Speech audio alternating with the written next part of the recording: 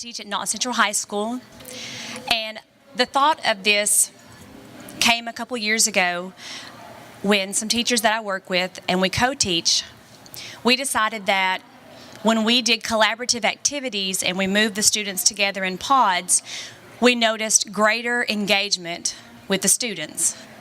But the problem was that when we made the pods, we'd have to pull the desks back apart because the very next class that would come in had a different assignment and a different classroom arrangement.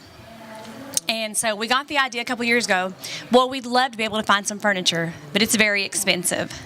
And so when I considered writing the grant this year, we sat down and we thought out some furniture, we priced it, and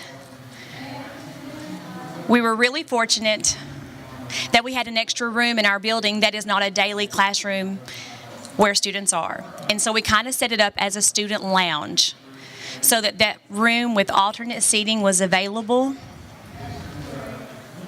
Is it set? So that that room was available for use when we wanted it, when it was appropriate, and then in a regular classroom when our activity needed to be done in a regular classroom. And if you think that the typical classrooms in the 1960s, and I think they may have the one downloaded that has 0 pictures, I believe.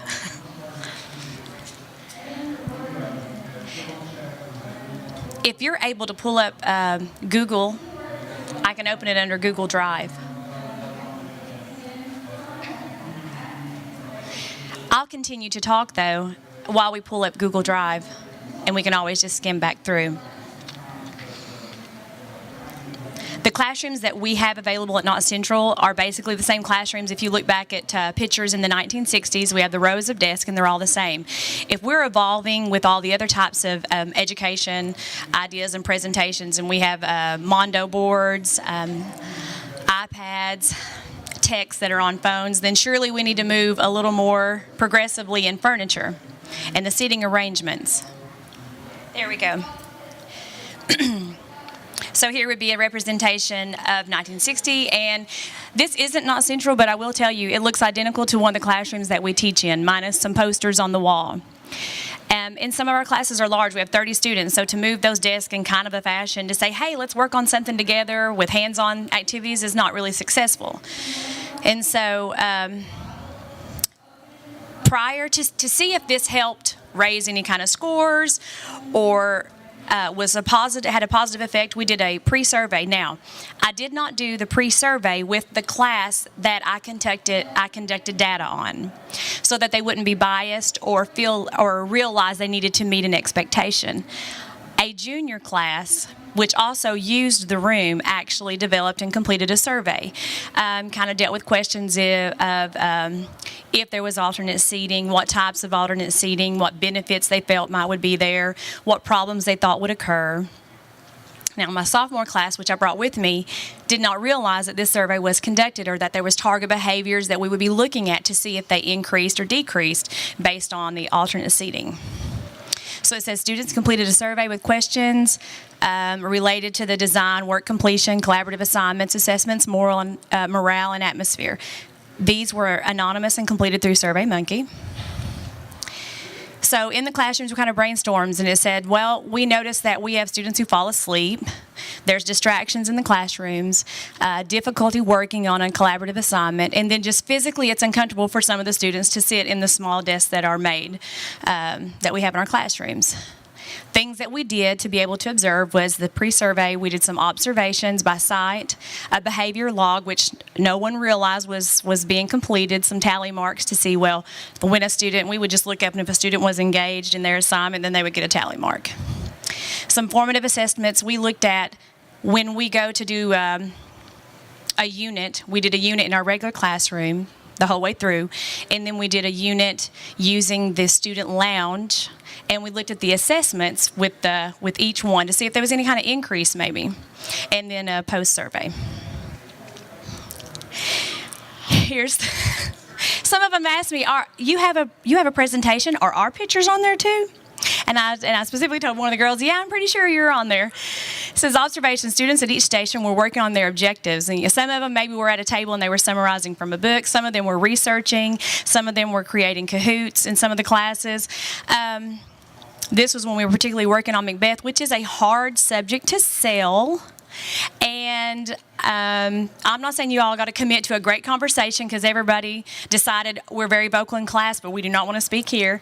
Did you all enjoy Macbeth as a class? You did. Okay. We had an 82% average on the assessment. The unit test that we had took and only worked in our classroom before that was a 76% overall average, and with the Macbeth it was an 82, and an 82 on Macbeth is good in general, let alone the fact you know Macbeth itself. And so we were very excited to see the results. The post-survey, students completed the same survey. Students predicted in the original survey that seating arrangements would affect student production, performance, class morale, atmosphere, and reduction in negative behaviors. One response that differed from the pre-survey was the concern of fighting over particular furniture. We thought, or the junior class, when we discussed it, they really felt like the students would want to rush in and maybe want the couch, or they'd argue over the couch. And we were able to purchase a couch, some lounging chairs, some high-top tables, we had end tables. We had what now? The beanbag chairs. And so everybody thought everyone's going to run to the couch, and we're going to end up you all are going to hear fights when everybody's running to the furniture. Do you all remember anyone ever arguing over the furniture? No, because it was all comfortable. And I had even decided, well, maybe we'll devise a plan, which was going to be a lot of work on our part, that it rotated. And thank goodness I never attempted to do that because I didn't have to. They decided themselves, and if it was available, they sat down and they moved on to the next one. And so really an issue that we thought we would have, we did not have. Proof is in the pudding. The pros to having an alternate classroom available: targeted student and behavior of concerns were non-existent. We particularly had a student that we had a difficult time keeping awake, whether, it was whatever situation is going on at home or medication, he has a very hard time staying awake. When we are in the student lounge, he is engaged and he is awake. He is awake, and that was 100%. Like the tally marks didn't just ever sway and give him a 0. He was awake 100% of the time in the student lounge. Student engagement increased based on data received. The assessment score went up to there, and post-survey from the Mouse of Babes, they absolutely love it. The cons to the classroom: loss of class time moving to the lounge, because we do still meet in our regular class, take attendance, and then go on to the other classroom. So there is a little time lost to move down to the student lounge. And then having all the needed materials there. When we were going to work on an assignment in that particular spot, you had to make sure if you were going to use, a speaker because you were playing Macbeth, or the items you would need, you had to physically take them from your room and have them there. So that was a little bit, and then notifying administration when we were going to be in the different classroom, room 114, well, we needed to let the office know, because if they called for a student and they called 106, they weren't going to be in that room, they had to hunt us down. So there's a few cons to having a different spot with alternate seating, but we kind of felt like the pros for us outweighed greatly. Here's just a few more pictures of some students that were engaged. I was excited to get him in there. A few more pictures of students engaged in their work, and it says we're looking forward to adding new furniture each year. And I had a student today, it kind of just popped in his head, one of my students, that everyone says when they come in the room or they walk by, well, this looks like a coffee shop. And he had a coffee, I had a coffee in my hand, and he was telling me how great it smelled this morning. He was like, we could sell coffee at break, and people could come into the student lounge, drink the coffee, and that money will go towards purchasing the extra furniture that we want to add, because we felt like for ambiance, we wanted to add some lamps, some rugs, and a few more items to sit on. And so very inventive, and something we might be doing next year. So. And let me wrap it up real quick to say the movement thing. There are a handful of things in the word movement.